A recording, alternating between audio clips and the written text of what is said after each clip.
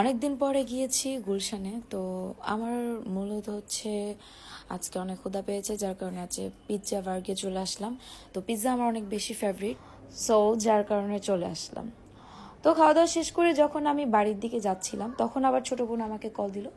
দুইটা ছোট বোন, ওরা আবার শপিং করে দেন হচ্ছে চিলক্সে চলে আসলো। চিলক্সে খাওয়া দাওয়া শেষ করে বাসায় চলে গেলাম। তারপর দিন আবার গুলশানে চলে আসলাম। দেন আমার আবার চিকেন, তারপর হচ্ছে নাগেলস খেতে ইচ্ছে করলো। খাওয়া দাওয়া কমপ্লিট করে গুলশান দুয়ে চলে গেলাম কাচ্চি ভাইতে, কাচ্চি খাওয়ার জন্য। কজ অনেকদিন ধরে আমার কাচ্চি খেতে ইচ্ছে করছিল। আর সবসময় মূলত হচ্ছে আমার বাড়ির পাশে বনশ্রীতে আমি সবসময় কাচ্চি খেয়ে থাকি। সো আজকে ভাবলাম একটু গুলশানের দিকে কাচ্চি ভাই খেয়ে দেখি কেমন লাগে, কারণ এক এক জায়গায় এক এক রকম মানে ঘোরাফেরা হয়ে যায়, খাওয়া দাওয়া হয়ে যায়, সো যার কারণে অনেক ভালো লাগে। দেন আজকে যাচ্ছি হচ্ছে মূলত মাওয়া। দেখতেই পাচ্ছেন বাহিরে অনেক বেশি বৃষ্টি, আর মূলত এত বেশি বৃষ্টির পানি ছিল যে হাঁটু সমান পানি। আর আমি সবসময় ভাবতাম যে এলাকা ভিত্তিক অনুযায়ী মনে হয় হাঁটু সমান পানি হয়ে থাকে, মেইন রাস্তায় যে পানি হয়ে থাকে সেটা আমার আজকে একটা ধারণা। আর আজকে মূলত মাওয়া যাচ্ছি, আমার বান্ধবী এবং ভাইয়ের হচ্ছে একই সাথে বার্থডে। সো ওদের বার্থডে সেলিব্রেট করার জন্য আমরা আজকে লং জার্নিতে যাচ্ছি। সো যার কারণে আজকে মূলত রওনা দিয়েছিলাম বিকেল 4টার দিকে, আর রাত 12টা পর্যন্ত আমাদের স্টে করতে হয়েছে মাওয়া।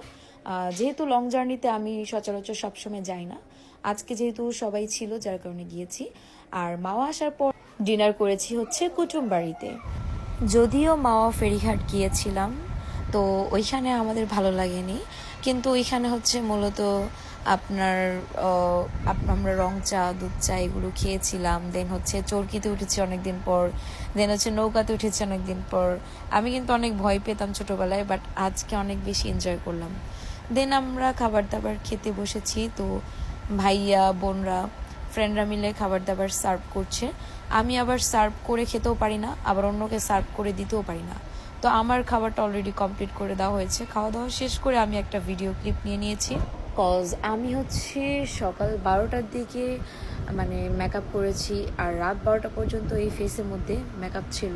সো যার কারণে আমি দেখছি আমাকে কেমন লাগছে, একদম সাদা বুদবুদ লাগছিল। সো আমরা ডিনার কমপ্লিট করে এখন বাজে রাত 11টার দিকে আমরা রওনা দিলাম বাসায় যাওয়ার উদ্দেশ্যে। কিন্তু মনের মধ্যে অনেক ভয় কাজ করছে, কজ অনেক দিন পর, মানে অনেক বছর পর এত রাতে বাসা যাচ্ছি।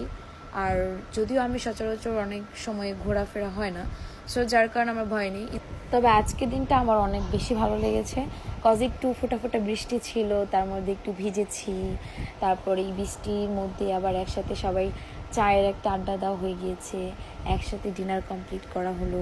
গাড়ির মধ্যে খুব পরিমাণে গান নাচানাচি ভালোই হয়েছে।